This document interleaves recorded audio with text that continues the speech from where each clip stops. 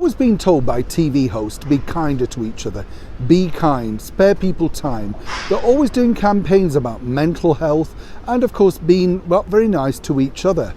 But is it in fact the mainstream media themselves that are rather unkind to the general public in, well, general? Hi, good morning, Neil Sean here in the heart of London. Thank you for your company today. Lovely to see you. And this particular collection of stories really has created a lot of division over here, particularly when you consider the hosts work for a channel like ITV. Take this particular gentleman, Philip Schofield. Now, Philip hosts a daytime TV show called This Morning alongside the multimillionairess Holly Willoughby. She's busy selling, allegedly, necklaces on her website for £400. It doesn't necessarily resonate when you're talking about food banks and poor people, does it, on the television? But of course, that's TV where nothing is real. What I do find perplexing about this particular gentleman, though, is when he decided to come out of the closet after 27 years of marriage to his wife, Stephanie, he was eliciting all kinds of sympathy. In fact, so much so that his co-stars had to give him a group hug live on television and talk about how brave he was. How brave indeed. But of course he wasn't showing so much kindness to the former Health Secretary, Matt Hancock, when he appeared on the show earlier this week. In fact, this particular comment has cost Philip dearly. Basically, Mr. Schofield decided to mock the fall from grace of Mr. Hancock by blaming it on his dyslexia. Not very kind at all. Then we move forward, of course, to other channels including Good Morning Britain and BBC Breakfast. In the advent of the wake of the alleged Downing Street party, they decided to empty chair the minister who was supposed to appear on the show. Now, the minister has nothing to do with this particular story, but simply, of course, he was advised by Central Party office not to appear on media that morning. Why simply couldn't they say he was unavailable? But all channels decided to mock the empty chair.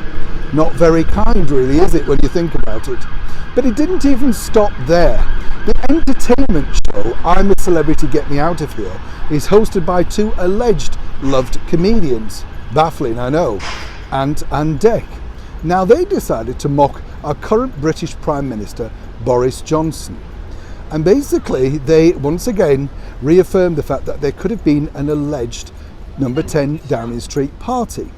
Right? But what gets confusing about this particular story is this. During a live broadcast last night, Ant and Dec decided to mock the British Prime Minister by basically claiming, the fun about the number 10 Downing Street party.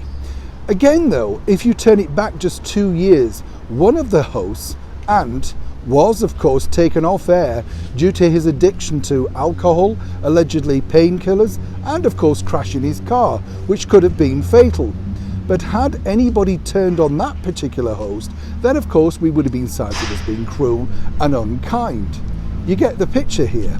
What's interesting is they're allowed to use their public platforms to deride others while basically spouting out the deal, be kind and nicer to others, while of course on air they're able to make fun. Now, what is the difference? Whether you agree with the politicians or not, they are real people, human people. And more importantly, of course, should these very well-paid presenters with great influence be allowed to say such things on the mainstream media?